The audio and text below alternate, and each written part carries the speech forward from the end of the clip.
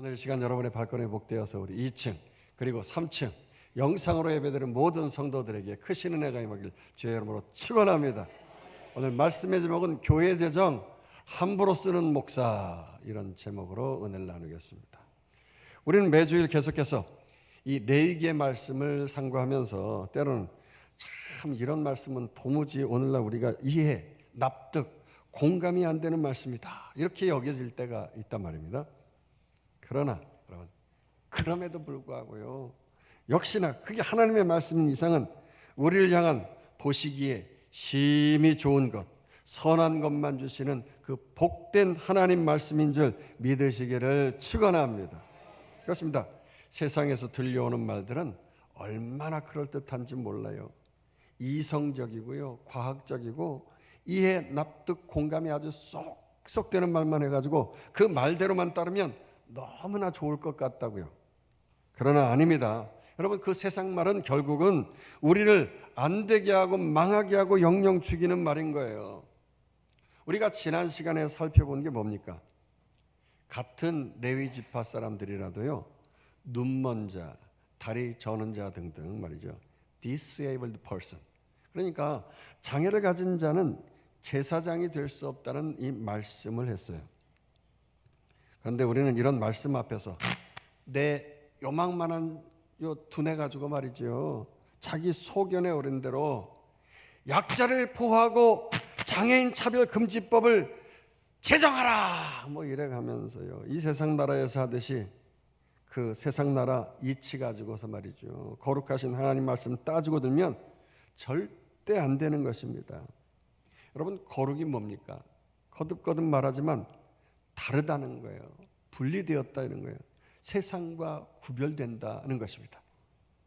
여러분, 성도라고 하면은 하나님 말씀을 두렵고 떨리는 진리의 말씀으로 따르는 자가 세상과 구별된 자인 줄로 믿습니다.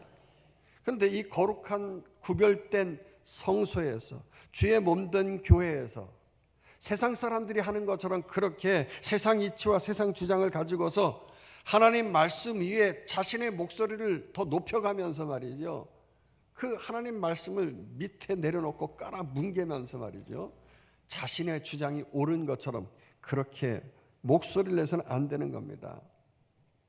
아무리 세상 이치로 장애인 차별하는 것 같지만, 약자를 무시하는 것 같아 보이지만 사실 이 하나님의 말씀이야말로 연약한 약자를 보호하는 것이고요, 하나님의 특별하시고 선하시고 좋으신 그 토부의 말씀인 줄 믿으시기를 축원합니다. 그래요, 제사장은 당시 권위 있고 존경받는 것 같아도요, 사실 극한 직업 환경에서 육체적으로 상당히 힘든 직무를 감당해야만 했어요. 따라서 장애를 가지고서 이 직무를 감당하기가 안 되는 것이에요. 하나님은 제사장 가문의 사람이니까 너희들도 장애인도 말이지 열심히 일손 딸리니까 같이 사역을 감당하라고 그러면서 죽으나 사나 그렇게 막 감당해야 한다고 밀어붙이시지 않으신 거예요. 오히려 극한 직무는 감당하지 못하지만 저가 하나님의 음식인 지성물이든지 성물이든지 다 먹을 수 있도록 하신 거죠. 또 휘장 안에 들어가지는 못하지만 혜택은 다 누릴 수 있도록 허락해 주신 것입니다. 여러분, 말씀 앞에서 이해, 납득, 공감 이게 안 된다고 절대 불평불만하면은 그 입으로 언약의 말씀, 축복의 말씀을 우리가 다 쏟아내고 마는 것이에요. 그래서 오늘 본문의 말씀도 너무나 중요하고 이 복된 말씀이 기록되어 있잖아요. 계속해서 볼 것 같으면 이 하나님과 백성들 사이에서 예배를 수행하는 제사장에 관한 엄격한 그 행동 규정의 말씀을 다루고 있는 것입니다. 여러분, 제사장들은 백성들이 하나님 앞에 바치는 그 제물, 그러니까 번소와 속속, 우리가 그 5대 제사법에 대해서 이미 다 살펴보았죠. 이때에 고기와 곡식과 천열매 등등을 하나님 앞에 가지고 와서 바치는 제물이 있잖아요. 이 예물, 이것을 성물이라고 하는데 이걸 어떻게 먹고 취할 것인가에 대해서 엄중한 말씀을 하고 있는 것입니다. 1절에서 3절 읽겠습니다. 여호와께서 모세에게 말씀하여 이르시되 아론과 그의 아들들에게 말하여 그들로 이스라엘 자손이 내게 드리는 그 성물에 대하여 스스로 구별하여 내 성호를 욕되게 함이 없게 하라. 나는 여호와이니라. 그들에게 이르라. 누구든지 내 자손 중에 대대로 그의 몸이 부정하면서도 이스라엘 자손이 구별하여 여호와께 드리는 성물에 가까이 하는 자는 내 앞에서 끊어지리라. 나는 여호와이니라. 그렇습니다. 제사장은요, 백성들이 여호와 하나님께 드린 성물을 함부로 취급해서는 절대로 안 되는 것이죠. 하나님의 법에 어긋나는 그 부정한 상태에서 성물에 손을 대면 이는 하나님의 성호, 그러니까 거룩한 이름을 욕되고 더럽히는 결과를 가져오게 되어지는 것입니다. 성물을 거룩되이 취급하지 않고 자기 마음대로 함부로 다루게 되어지면 그는 하나님의 성호를 더럽힌 범죄자로 간주되어져서 결국 하나님 앞에서 끊어진다고 말씀을 하고 있어요. 이 말씀을 성령 시대를 살아가고 있는 오늘날 우리들에게 적용해 본다고 하면요, 만인 제사장인 성도 한 사람 모두가 그 중에서 특별히 관유, 그러니까 향기나는 기름으로 부음을 받은 목회자나 장로나 안수집사까지도 한 사람 한 사람 모두 다 이 하나님의 성물을 특별히 잘 관리해야 한다고 하는 것입니다. 성도들이 하나님께 바친 그 재정, 그 물질을 거룩하게 다름으로 행여라도 하나님의 이름을 더럽히지 아니하도록 늘 조심하고 또 조심해야 하는 것입니다. 제가 2012년 가을에 대광교회에 부임을 했을 때, 건축이 한참 진행되어지는 때에 교회 회계 장부를 이제 살펴보게 되어졌어요. 이제 연말 연시가 가까우니까 사무총회를 앞두고 이제 회계 장부들을 쭉 살펴보는데 가장 기본적인 영수증 처리 제대로 안 되어 있더라고요. 그래서 교회 전형을 쓸 때는 반드시 영수증을 첨부해야 한다 이렇게 가르쳐 드렸어요. 그랬더니 목사님, 재래시장 가락동 시장에 가가지고 뭐 마늘이다 고춧가루다 뭐 이런 거 저런 거 바쁘게 주고받는데 언제 영수증 끊어요? 이제까지 사랑으로 다 넘어갔는데 말이에요. 뭐 이러면서 제가 갑자기 따지기 좋아하는 목사, 사랑이 없는 목사가 될 것 같아요. 그런데 사실 저는 뭐 목사의 아들로 태어나가지고 이것저것 다 해보지 않았습니까? 저도 중고등부 임원 해보기도 하고요. 신학교 들어가가지고 전도사가 되어져서 교회 일, 뭐 사찰처럼 그렇게 이것저것 다 할 때, 바쁜 때는 사실 영수증도 못 끊고 말이죠. 그냥 넘어갈 때가 있어요. 한 번은 재정을 맡으신 장로님이 전도사님, 영수증이 없네요. 영수증을 못 끊었으면은 지불증을 써서라도 제출하라고 그러는 거예요. 그래서 제가 대강 이거 얼마 지출했습니다 하고 그렇게 지불증을 이제 제가 만들어 가지고서 제출을 했던 적이 있어요. 그렇게 하다가 제가 해군 군목에 들어가서 군종 참모가 되어져 보니까 부대에서는 행정을 제대로 안 하면 안 되는 거예요. 큰일 나죠. 지불증 정도가 아니라 영수증 처를 해서 앞뒤가 아주 딱딱 맞게 해야 되는 거예요. 군대처럼 말이죠. 그렇게 각을 딱딱 잡고 말이죠. 맞춰야 돼. 제가 그래서 교회도 그렇게 하는 걸 배운 거죠. 일단 청구서에 맞게 청구해야 되고 지불증에 맞게 지불되고 영수증까지 딱 맞춰서 투명하게 재정을 남기는 습관을 가져야 되는 것이 각 기관에서 그렇게 교회 재정을 받게 되어진 모든 곳에서는 그렇게 준비를 해서 이제 앞으로 연말연시 사무총회가 되어지면 준비를 그렇게 해야 됩니다. 오죽하면 하나님의 성물을 함부로 다루면 이건 내 문제가 아니라 하나님의 이름을 더럽힌다고, 하나님의 성호를 더럽힌다고 말씀을 하고 있잖아요. 그래서 이걸 함부로 다루면 안 되는 것이에요. 그 하나님의 성물을 본문에 보니까 야박하다 할 정도로 몸이 부정한 자, 심지어 부정하고 이상한 벌레와 접촉한 자는 그 성물을 만지거나 먹을 수가 없다고 아주 까다롭고 엄격하게 말씀하고 있잖아요. 그렇다면 함부로 이 성물을 다룰 수 없는 자, 백성들이 가져온 재물을 만지고 나누고 다룰 수 없는 자는 누구인가 하는 거예요. 4절에서 7절 보도록 하십시다. 아론의 자손 중 나병 환자나 유출병자나 그가 정결하기 전에는 그 성물을 먹지 말 것이요 시체의 부정에 접촉된 자나 설정한 자나 무릇 사람을 부정하게 하는 벌레에 접촉된 모든 사람과 무슨 부정이든지 사람을 더럽힐 만한 것에 접촉된 자 곧 이런 것에 접촉된 자는 저녁까지 부정하니 그의 몸을 물로 씻지 아니하면 그 성물을 먹지 못할지며 해 질 때까지의 정하리니 그 후에야 그 성물을 먹을 것이니라. 이는 자기의 음식이 됨이니라. 아무리 제사장이라도 몸에 심각한 불치병인 이 나병이 생기고 또 생리적으로 하열이나 분비물이 유출되는 질병이 있을 때는요, 절대로 하나님의 제물을 다룰 수 없다고 하신 것이에요. 아니, 다룰 수 없을 뿐만 아니라 제사장은 그 제물을 당당히 먹을 수도 없고 아예 격리되어야 하는 것이에요. 격리. 또 시체에 접촉했거나 음란한 짓을 한 후에 설정을 한 자는 심지어 부정하고 더러운 벌레에 접촉한 사람들도 또 마찬가지로 성물을 먹거나 만질 수가 없었다는 것입니다.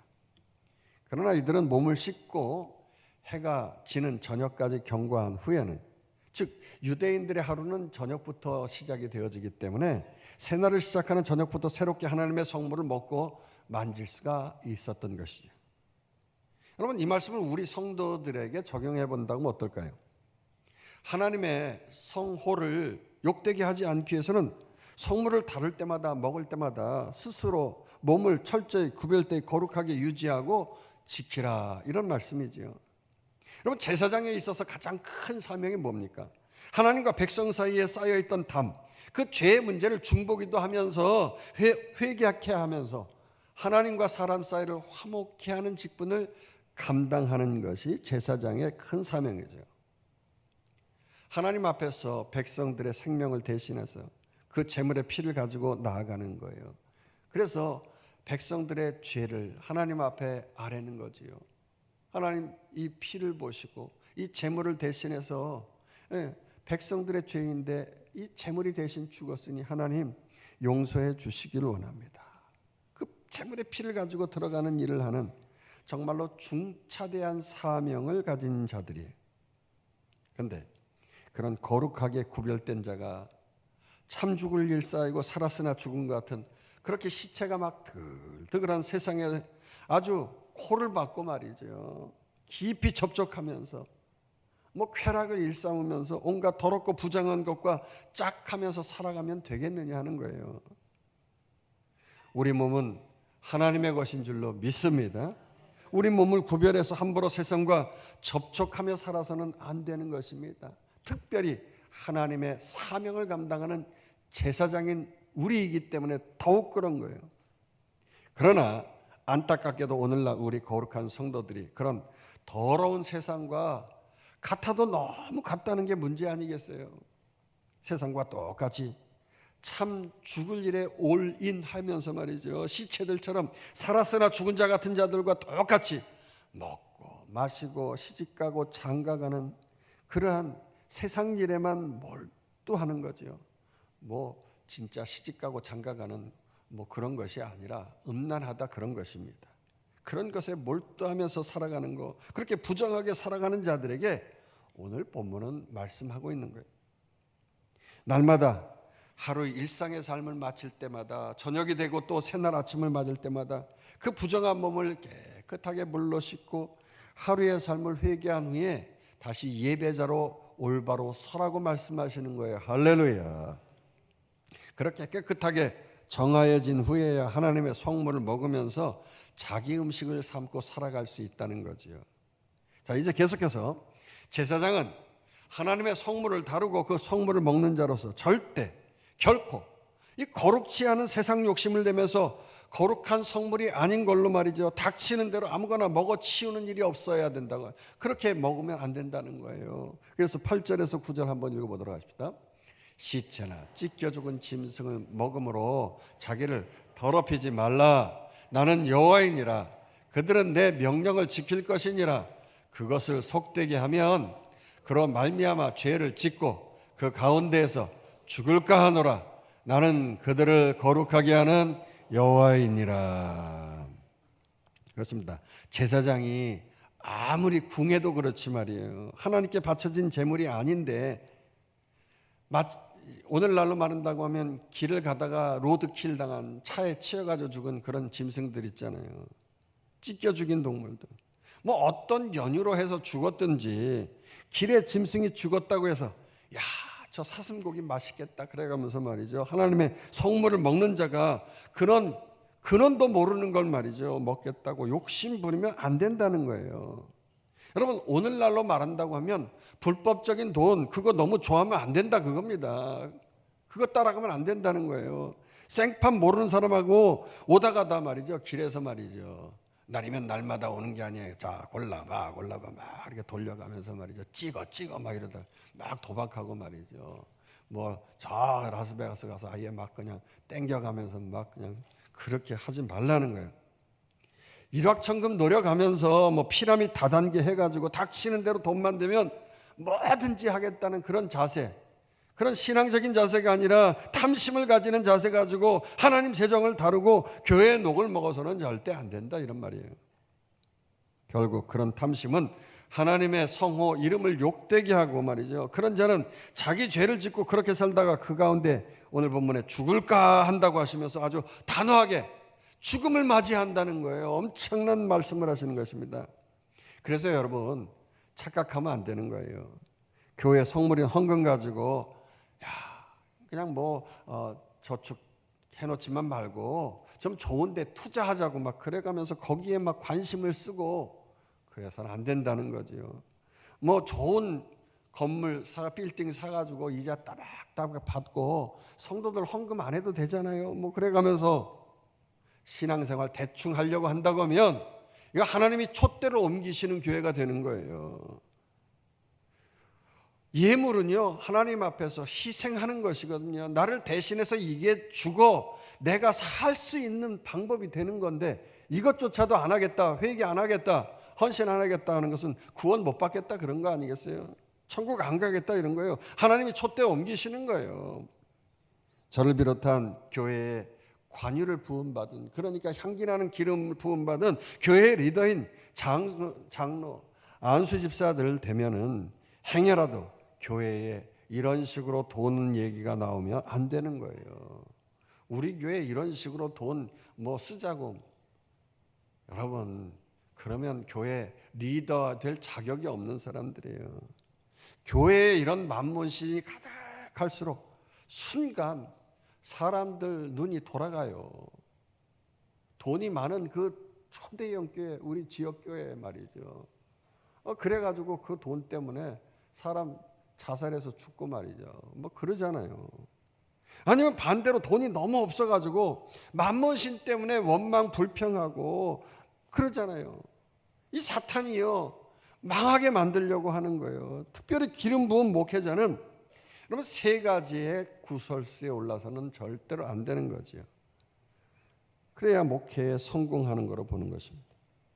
첫째로 돈입니다.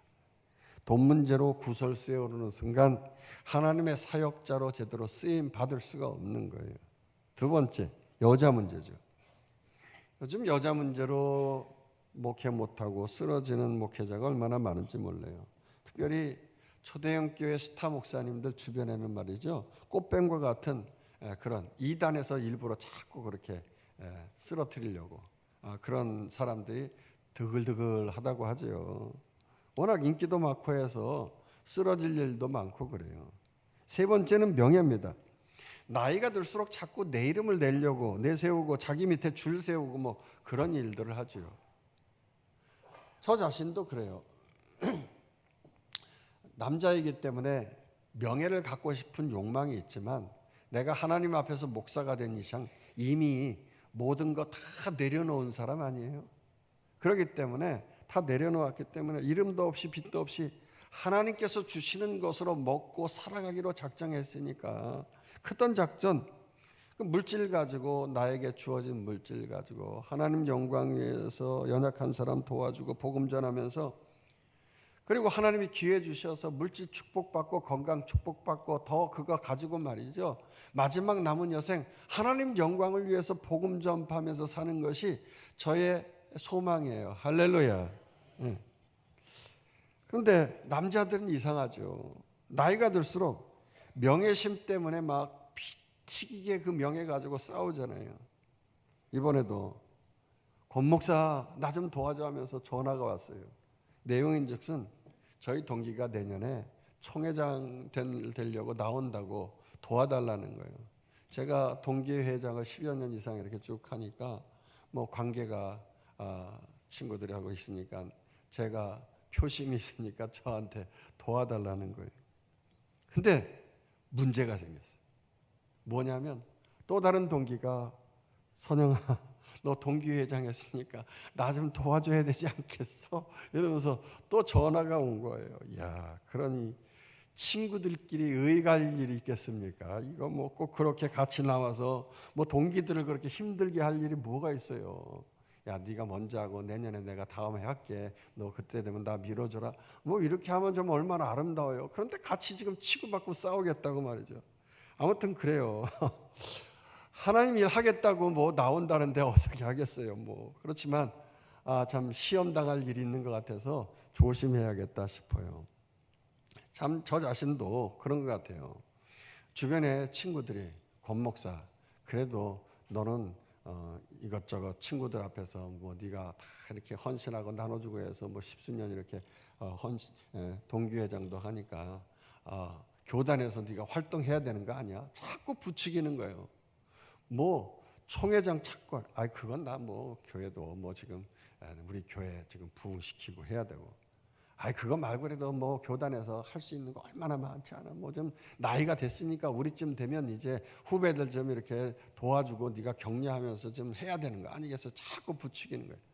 그러나 지금 뭐 교단에서 뭐 후배들 격려하고 뭐 교회들 가서 뭐 격려하고 그게 아니라 내 교회 교인들 격려하고 내 교회 교인들 축복하고 해야 할 일이 많잖아요. 할렐루야. 특별히 목회자는 돈 문제만큼은 철저해야 돼요. 오늘 10절에서 16절 마지막 말씀까지는요.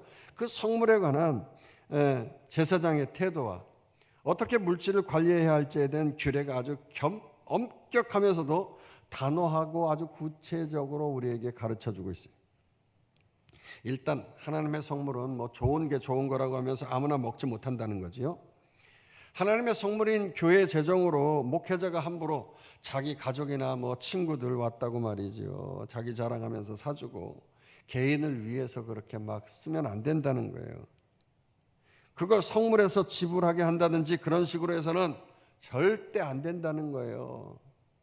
우리 10절에서 11절 한번 보도록 할까요? 일반인은 성물을 먹지 못할 것이며 제사장의 객이나 품꾼도 다 성물을 먹지 못할 것이니라. 그러나 제사장이 그의 돈으로 어떤 사람을 샀으면 그는 그것을 먹을 것이며 그 집에서 출생한 자도 그렇게 하여 그들이 제사장의 음식을 먹을 것이며. 교회에서 제가 활동하려고 교회에서 이 카드를 줬어요, 저에게. 그래서 사역 시작할 때부터 지금까지 그 카드를 제가 가지고 다닙니다만 제가 사사로이 그것을 쓰지 않아요. 교회 일을 하고 특히 교회 신방을 할 때 물건을 샀으면 영수증을 철해서 우리 부목사님에게 신방 누구한테 했다고 이름까지 대고 그렇게 하고, 또 어떤 특별한 일이 있어서 만났을 때는 누구를 만났다고 이름 적어서 그렇게 해서 하고, 특히 뭐 갑자기 어디에 일이 생겼을 때는 누구의 일이 생겼기 때문에 장례식이 났으면 거기에 가서 방문을 하고 내가 물질로 냈기 때문에 교회에 그것은 교회 이름으로 했으니까 청구를 하는 거죠. 이런 식으로 이름을 대고 해서 하지. 사사로이 제가 제 이름 내기 위해서 내 행복을 위해서 누구를 먹여가면서 막 우리 가족들 뭐 친구들 뭐 그렇게 하질 않아요. 하나님 영광을 가리우는 거기 때문에 그렇죠. 오늘 본문에 제사장 집에 손님이 오거나 제사장 집을 수리하는 품꾼을 썼을 때는 하나님의 성물로 지불을 해서는 안 된다 하는 것이에요. 단 제사장이 자기 돈을 가지고 사람을 샀을 때 그 사람은 그것으로 먹을 수 있다는 거지. 마치 그런 것입니다. 개발원장이요, 자기 돈을 가지고 사람을 사면 되는 거예요. 그러니까 하나님 앞에서 그 돈으로 쓰임 받는 거지. 이제 앞으로 우리 교회에서 이제 이 주방봉사 같은 경우는 장로님들이 이제 개발원장을 맡고 주방봉사 팀을 또 맡아서 부인 권사님이 또 일을 하게 되어지는 거예요. 부인 권사님이 일을 하실 수 있는 기회가 된다고 하면 열심히 봉사를 하시지만은 본인이 못 하시는 경우가 생길 수가 있어요. 우리 최강식 장로님 같은 경우는 저 지방에서 말이죠. 4-5시간씩 차로 이렇게 내려가시고 또 올라오셔야 되고 말이죠. 그렇기 때문에 이 주방 봉사를 하신다는 게 너무나도 힘겨운 거예요. 예를 드는 거예요. 본인이 이제 앞으로 부인 권사님과 함께 같이 일을 하신다면 좋겠지만은 그러지 못하고 또 빨리 또 내려가셔야 되고 이러기 때문에 어떻게 합니까? 사람을 살 수밖에 없는 상황이 놓일 수도 있단 말이에요.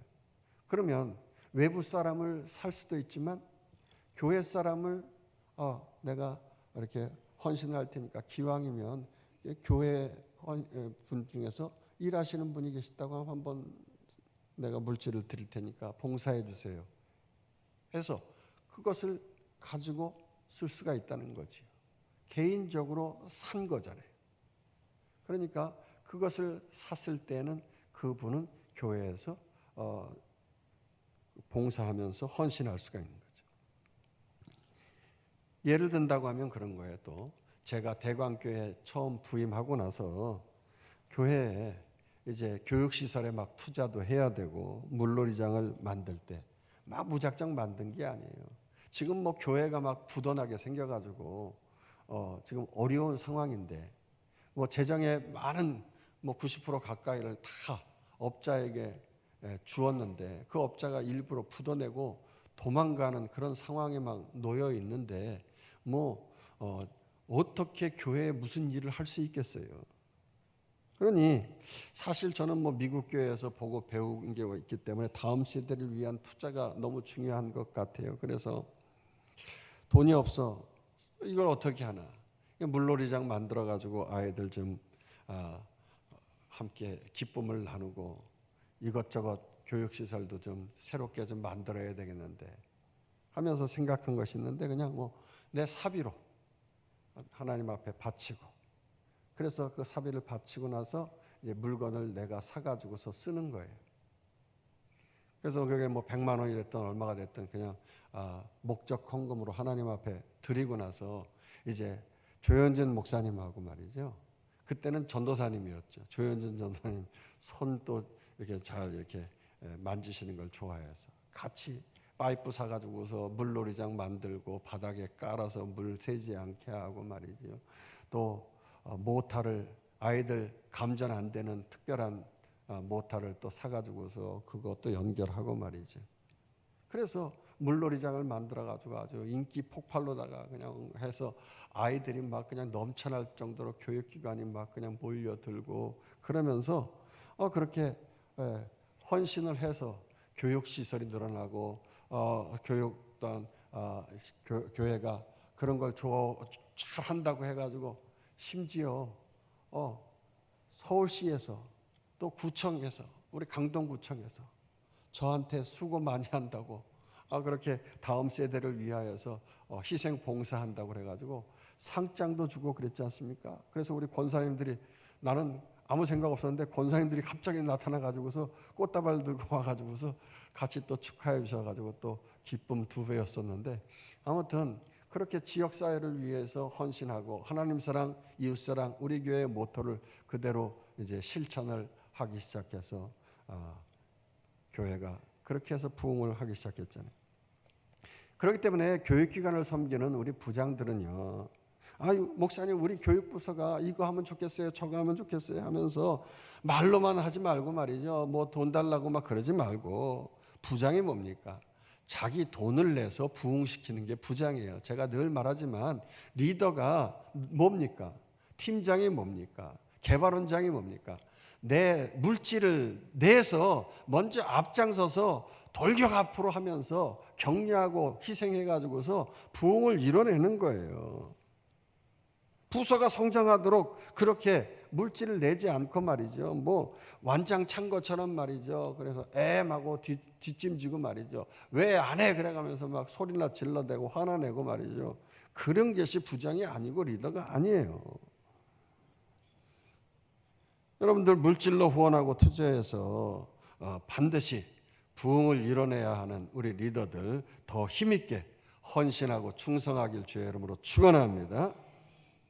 그러기 위해서 그게 뭐 10만 원이 됐든 뭐 100만 원이 됐든 얼마가 됐든 꾸준하게 낼 생각을 해야 리더가 될 수 있는 거예요. 그거 못하겠다 하면 리더 내려놓으셔요. 그렇지만 반드시 보상이 있는데 대가가 있어요. 하나님께서 자녀들을 통해서라도 여러분의 직장과 사업장을 통해서 복에 복을 더하여 주실 줄로 믿습니다.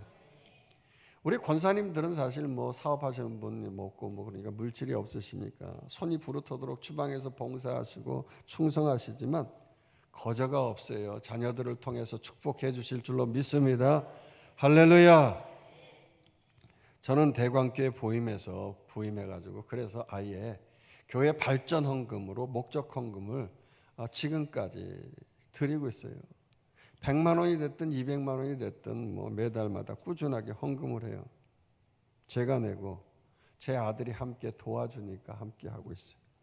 그래서 건축할 때는 건물 관리할 때 여기 망가지고 저기 망가지고 뭐 교회 재정이 없으니까 먼저 내고 그걸로 타가지고 쓰고 영수증철해서 제출하고 말이죠. 그러는 거죠. 뭐 한두 군데가 망가지는 게 아니잖아요. 그러니까 뭐 그냥 계속 그냥 하는 거예요. 그리고 무작정 막 쓰는 것도 아니고 목적 헌금 예산 또 범위 내에서 그걸 또 써야 되는 거죠.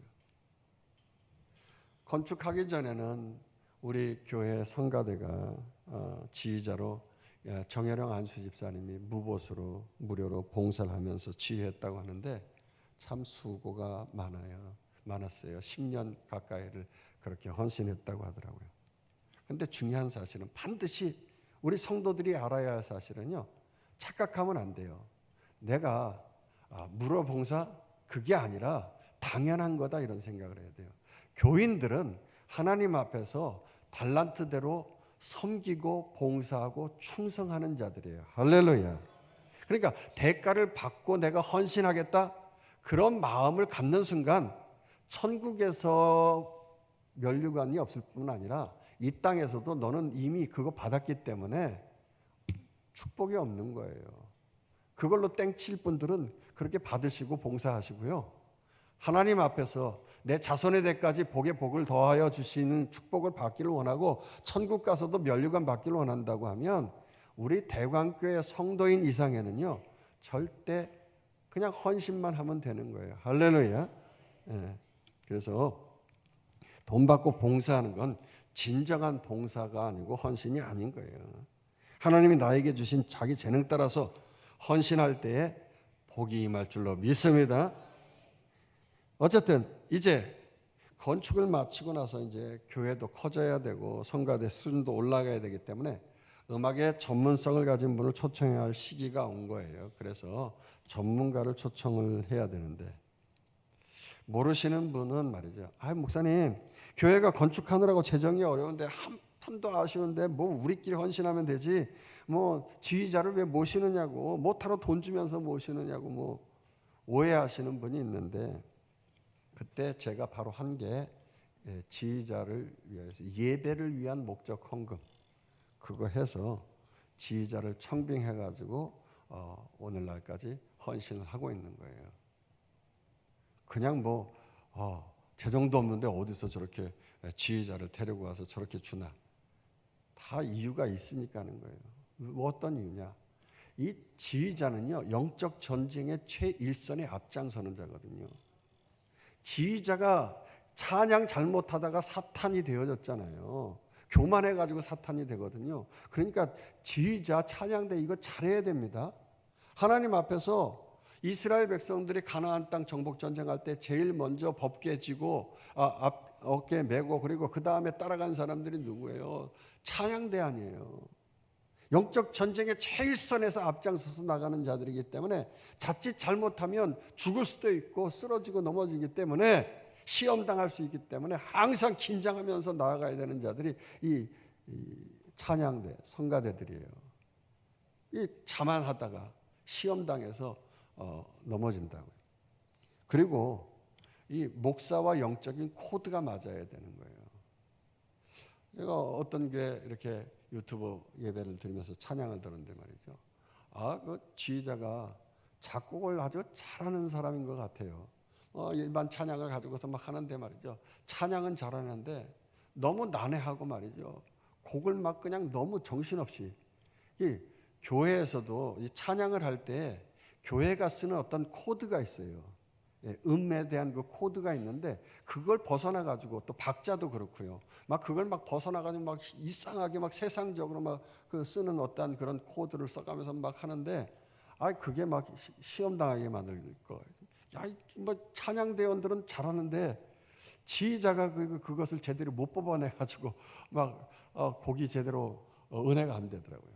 영적으로 이 지휘자하고 목사하고 이 코드가 맞아야 되는데 우리 지휘자는 이 코드가 잘 맞는 것 같아요. 그때 제 설교에 내가 일부러 설교 미리 뭐 한다고 하지도 않았는데 알아서 이 성경 보고서 다음에는 뭐 무슨 설교 하시겠다 이렇게 감을 대충 잡아가지고서 찬양을 준비를 하는 거예요. 얼마나 그러니까 센스가 있는지 말이죠. 이런 센스도 있어야 되고 말이죠. 음악적으로 또 이렇게 퀄리티 있게 이게 높이잖아요. 거기다 플러스 알파로 우리 권영건 장로님이 성가 대장으로 계시면서 또 지금까지 또 계속 물질로 또 후원해 주셔가지고서 이번에 직원회 때 보니까 재정 보고하는데 성가대는 아직 청구를 안 했더라고요. 아무튼 감사해요. 이렇게 기름 부음 받은 분들은요, 하나님 나라를 위해서 내 시간은 물론이고 물질을 통해서 헌신해서 하나님 나라의 확장을 할 사명이 주어진 것으로 믿고 힘써 물질 충성해야 할 줄로 믿습니다. 그런데 어느 날 또 갑자기 마음에 걸리는 게 있어요. 성가대만 너무 이렇게 후원하고 투자하는 게 아닌가 싶더라고요. 근데 마침 강현 목사님 큰일 났어요. 갑자기 SOS를 치는 거예요. 찬양팀 반주자들이 학교 가고 주중에 또 못 나오고 또 주일날 직장 나가고 그래가지고 반주할 사람이 없다는 거예요. 큰일 났다고. 반주할 사람이 당장 없으면 어떻게 이거. 저는 찬양을 제일 좋아하는 목사 아니에요? 할렐루야. 이게 저도 이제 찬양 무선 마이크 놓고 말이죠. 저쪽에 앉아가지고 그 수요일 예배 드릴 때는 같이 옆에서 같이 하이 넣어가면서 제 수준에 맞춰가지고서 아는 찬양 막 하이를 놓고 같이 뜨겁게 찬양을 하고 찬양팀 앞에 나와서 같이 찬양하고 기도하고 뭐 이러면서 하는 거예요. 저희 아버님이 부흥 강사시기 때문에 저도 뭐 부흥에 나갈 수 있는 기회가 얼마든지 많이 있었지만 내 교회 부흥시키는 것이 중요하지 남의 교회 가지고 불 받아라 축복받아라 왜 그럽니까? 내 교회 교인들 향해서 축복하고 선포해야 되잖아요. 할렐루야. 그래서 은혜 받기 위해서 먼저 찬양으로 뜨겁게 은혜를 나눠야 되는데 말이죠. 그래서 금요 집회도 말이죠. 그냥 뜨겁게 찬양하고 30분 동안 기도하고 그러잖아요. 할렐루야. 그렇게 하면서 준비하고 나아가는데 이거 뭐 찬양 팀이 반주자가 없으면 이거 어떻게 합니까? 그래서 아무래도 반주자를 그러면 사야 되겠다. 그래가지고서 반주자를 또 이제 알아보는데 부담이 또 되니까 어떡합니까? 교회 재정이 없는데 목적 헌금, 예배를 위한 반주자를 위한 목적 헌금. 그래가지고서 헌금을 냈어요. 그랬더니 최강식 장로님 친구분이신 조용필의 위대한 탄생 거기 팀에서 활동하신 우리 귀한 교수님을 이렇게 이제 우리가 청빙을 하게 된 거예요. 실력이 얼마나 좋으신지 우리 정윤복 장로님 찬양 그거 우리가 계속 했었잖아요. 그런데 이 악보가 없어요. 악보가 없어가지고서 어떻게 하나 해가지고 유튜브에는 노래가 나와 있는데 그래서 그 노래를 그냥 우리 반주장 교수님한테 좀 악보를 만들어 달라고 했더니 한두 시간 안에 뚝딱 만들어 가지고서 그냥 이렇게 가져오셨더라고요. 물론 전혀 신앙생활 안 하는 분이셔요. 교회에 대해서 모르시는 분이라서 걱정은 좀 되더라고요. 예배 음악을 잘 모르실 텐데 했지만 미리 충분히 연습을 교수님이라서 준비를 해오시니까 그것도 또 문제가 안 되더라고요. 할렐루야. 중요한 건 우리 청년들, 장년들, 찬양팀들 좀 더 악기를 다루는 스킬. 어때요? 뭐 조용필과 위대한 탄생에서 막 이 온갖 그냥 아주 세션에 막 최대한 좋은 걸 가지고서 다 해보셨던 분이라 거기서 우리도 배우면 되는 거예요. 그분 직접 모셔가지고 좀 배우면 되잖아요. 음악적으로 업그레이드 되어질 전문가를 그래서 모신 거 아니겠어요? 목적 헌금을 제가 내고 그렇게 모셨는데 우리 또 최강식 장로님이 또 친구라고 또 같이 또 목적 헌금을 또 내주고 동참해줘가지고 같이 이렇게 하고 있어요.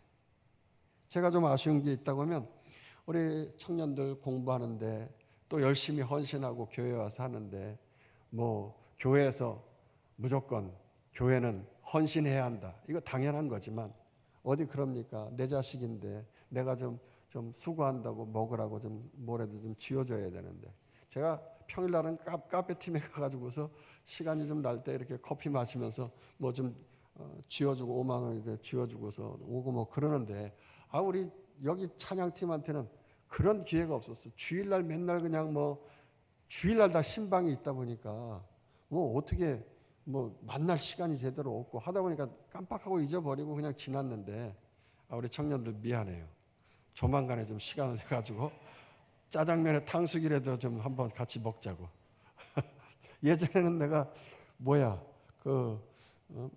멕시칸 푸드 그런 데 가서 좀 사주고 했는데 요새는 그런 주머니 사정도 좀 왠지 모르게 그렇고 아무튼 그래서 기회가 되면 빨리 좀 한번 같이 가도록 하십시다.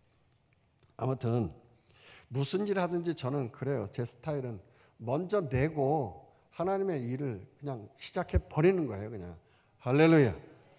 목사가 처음 대광교회 왔는데 말이죠. 장로님들이랑 목사님 먼저 교회에서 쓰시던 차 가져오시죠. 이러시더라고요. 그래서 물론 거기에서 쓰던 차, 좋은 차, 저희 아내의 남편 되시는 친구죠. 친구의 남편 되시는 분이 장로님이 되셔가지고 저한테 그 차를 목사님한테 드릴 테니까 그냥 가지세요. 이렇게 되는 상황이에요. 그렇지만 어떻게 이거 하나님의 속물인데 떠나올 때는 내가 바치고 와야 되기 때문에 바쳤어요. 그랬기 때문에 교회 당장 차가 없는 거예요. 그럼 어떻게 합니까? 내가 1,000만 원 미리 내고 교회 차 그래서 사가지고서 쓰기 시작한 거 아니겠어요? 목사가 뭐 신방도 아니고 이런저런 행사해야 되는데 그래서 헌신하고 또 이사 가야 되는데 어떻게 합니까?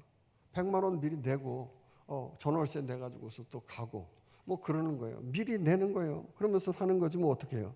목적 헌금 내고서 일을 시작하는 거예요. 근데 목사가 무슨 돈이 있습니까? 하나님이 자녀에게 축복해 주셔서 일할 수 있는 기회 주시는 거 아니겠어요? 할렐루야. 저희 아들 하나님께서 기적과 같이 뭐 축복해 주셔가지고 여러분에게 다 말씀했지만 문과 나온 아이인데 말이죠. 이과에 그 엔지니어가 어느 날 갑자기 돼가지고서 하나님께서 은혜 주셔가지고 엔지니어가 된 거예요. 그러더니 10년 세월 동안 처음에는 너무 힘들어가지고 아빠 못하겠다고 자꾸 나오겠다는. 야, 기계는 다 똑같은 거니까 하다 보면 평생 먹고 살아. 조금만 참어. 그래가지고서 머리가 제 머리를 닮았는지 아무튼 그런 걸 만지는 걸 잘해요. 그래서 아무튼 그래가지고 그 컴퓨터 반도체 메모리 거기에서 10년 세월을 일을 하다 보니까 하나님께서 또 은혜 주셔가지고 미국 본사 실리콘밸리로 또 간 거예요. 할렐루야. 갔더니 말이죠. 거기에서 현장에서 법 그런 거, 로 그런 걸 하는 건데 거기 사람들은 다 미국의 탑 클래스의 변호사들 뭐 이런 사람들이고 물론 반도체에 대한 것도 아는 그런 사람들이지만 현장에서 일을 해본 사람들이 없는 거예요. 그러니까 얘가 10년 동안 현장에서 막 일을 했기 때문에 뭐 훤하게 다 보이니까 모든 걸 물어가면서 말이죠. 거기에서 또 이런 일을 하고 있잖아요. 할렐루야. 그러면서 아빠, 아유, 한국에서 있을 때보다 너무 편해. 그래, 너 하나님이 복 주셔서 그렇다. 할렐루야. 그래요. 하나님께서 기적과 같은 축복을 주셔가지고, 야, 네가 계속 교회 후원해라. 그래가지고 뭐 목사인 제가 뭐 물질의 한계가 있잖아요. 그러니까 하나님께서 은혜 주시고 헌신하고 충성할 수 있도록 이렇게 자녀들을 통해서, 여러분을 통해서 후원하고 헌신할 수 있도록 여러분들도 복의 복을 더하여 주실 줄로 믿습니다. 주님을 위해 그저 아무 대가 없이 헌신하고 충성하면 반드시 축복의 열매로 돌아오는 거예요. 믿으시기를 축원합니다. 그래서 내가 걱정하는 어떠한 사역에 파트장을 맡고 있고 리더가 되어졌다고 하면 그저 그냥 아무 생각 없이 그냥 하나님 앞에 헌신하세요. 힘들고 어렵지만 헌신하고 봉사하면서 눈물을 흘리며 씨를 뿌리는 자는 기쁨으로 단을 거두게 될 줄로 믿습니다. 하늘의 밀알이 썩어져야지 많은 열매를 맺지, 썩어지지 않은데 어떻게 열매를 맺겠어요. 그러므로 우리 교회 제사장 같은 리더들은 먼저 내가 돈을 내고 헌신하고 희생하면서 자신의 맡은 사역을 키워나갈 그런 준비를 해야 되는 거예요. 나는 손 깜빡 안 하고, 아니 왜 우리 교회는 빚을 못 갚지? 이런 말하는 사람은요, 헌금 안 하는 사람이에요. 안 봐도 뻔히 알아요. 헌금 안 하기 때문에 그런 소리 하지, 헌금 하시고 충성하시는 분이 그런 소리 하는 거 봤습니까? 여러분, 내가 하려고 하면 죽었다 깨어나도요, 우리 청년들 뭐 10억 모으는 거야, 절대 안 돼요. 어떻게 10억을 모아요? 20억? 요새 뭐 아파트 뭐 10억 이상 20억 뭐 이렇게 가는데, 그러나 하나님이 하시면 한순간에 아브라함한테 아비멜렉이 돈 싸들고 찾아와서 말이죠, 주고 막 그러잖아요. 이런 축복이 우리의 자녀들에게 있길 주의 이름으로 축원합니다. 여러분, 마틴 루터가 종교개혁을 해서 캐톨릭과 싸워서 승리할 때 어떤 말을 했는 줄 아세요? When I work, I work. When I pray, God works. 내가 일하면 내가 일하고, 내가 기도하면서 일하면 하나님께서 일해 주신다는 거예요. 할렐루야. 그렇습니다. 내 능력으로 일하면 내 능력의 것으로만 겨우 거둘 수 있고 먹고 겨우 살아가는 거지만, 하나님께 기도하면서 일하면서 나아가면 하나님은 천지 만물을 창조하시고 전능하신 하나님이므로 우리 하나님께서 역사해 우리와 우리의 자녀들을 통하여서 축복의 역사를, 나의 한계를 뛰어넘는 역사를 맛보게 해 주실 줄 믿으시길 축원합니다. 그러므로 믿음의 눈이 없는 자들은 교회 중직자가 되면 안 돼요. 목회자가 희생하는 걸 보여주고, 장로님들이 헌신하고 충성하는 걸 보여주고, 팀장이 보여줘야 되는데 못하겠다 그러면서 팔짱 끼고, 나는 없어 그러면서 시험 당하게 만들어버리면 신자들 믿음이 안 자라는 거예요. 본인만 시험 들면 되는데 다른 사람들까지 시험 들게 하고 자손의 축복도 없고, 그런 자가 어떻게 신앙의 롤 모델이 되겠습니까? 여러분, 제가 월급 받는 거 가지고 그렇게 헌신한다고 뭐 제가 쪽박 찹니까? 아니에요. 오히려 하나님이 더 축복 주셔가지고, 장로님들이요, 차 망가지니까 이제 10년 가까이 타니까 차가 망가지니까, 목사님 차 사셔야 되는데 그 차 이제 사모님 타시도록 하시라고 집사람한테 줬어요. 물론 이제 제 차 가지고서 이제 집사람이 막 우리 권사님들, 차 없으신 분들 이제 또 모셔다 드리고 모셔오고 막 그래야 되니까. 근데 이제 그 차를 또 이제 교회에서 주고 제가 또 다른 차를 샀잖아요. 다른 차 살 때 그럼 너무 감사합니다 해서 제가 또 1,000만 원 냈어요. 그랬더니 교회에서 그 차를 저희 아내한테 아예 줘버렸어요. 목사님 그냥 그때 처음 헌신하셨으니까 이 차 그냥 가지세요. 저희 아내한테 그냥 줘버렸어요. 그런데 저희 아들이 또 축복받아서 미국 갔잖아요. 걔가 타던 차를 아빠 이 차가 더 좋으니까 엄마 타게 해가지고 줬어요. 그 차가 하나 남았잖아. 그래가지고 그 차 또 교회에다가 하나님께 바칩니다. 준 차지만 내가 너 하나님 앞에 네 이름으로 바쳐라 해가지고 아들 이름으로 하나님께 또 바쳤잖아요. 그래요. 뭐 제가 쪽박 찹니까? 하나님이 복 더 주시니까 오히려 더 기쁨으로 감사하고 헌신하게 되더라고요. 그런데 그런 게 어딨어? 하면은 불평불만하면 그 불평불만의 저주가 그 내 귀에 들린 대로 내가 시행하리라 했어요. 자기 자신에게 들려서 자기 자신은 저주의 값을 먹게 되어지고 자식에게 들려져서 자식도 저주를 받게 되어지는 거예요. 축복 못 받는 거예요. 가게에 흐르는 저주를 믿음으로 끊으시길 주의 이름으로 축원합니다. 아멘 하고 땡기면서 축복을 받아 누려야 되지 않겠어요? 계속해서 본문을 보면 딸이 출가 외인으로 나갔으면 그래서 집에 왔다고 할 때 함부로 성물을 주면 안 된다는 거예요. 12절 13절 읽겠습니다. 제사장의 딸이 일반인에게 출가하였으면 거제의 성물을 먹지 못하되 만일 그가 과부가 되든지 이혼을 당하든지 자식이 없이 그의 친정에 돌아와서 젊었을 때와 같이 그는 그의 아버지 몫의 음식을 먹을 것이나 일반인은 먹지 못할 것이니라. 무슨 말입니까? 목사는 교회 돈을 사사로이 쓰지 말라는 거예요. 그러나 그 딸이 남편이 일찍 죽어서 과부가 됐으면 고아와 과부는 돌보라고 율법에 말씀하고 있습니까? 또 이혼당해서 친정에 왔으면 성물을 먹을 수 있게끔 허락했다고 하는 것이죠. 그러나 일반인들이 왔다고 교회 돈으로 인심 쓰려고 사사로이 그거 사용하면 안 된다는 거예요. 그러나 부지 중에 일반인에게 성물을 먹게 했다고 하면 속건제처럼 벌금을 물어야 된다는 거죠. 그렇게 성물의 본래 값을 내놓고 거기에 추가해서 5분의 1을 더 내놓아야 한다는 거예요.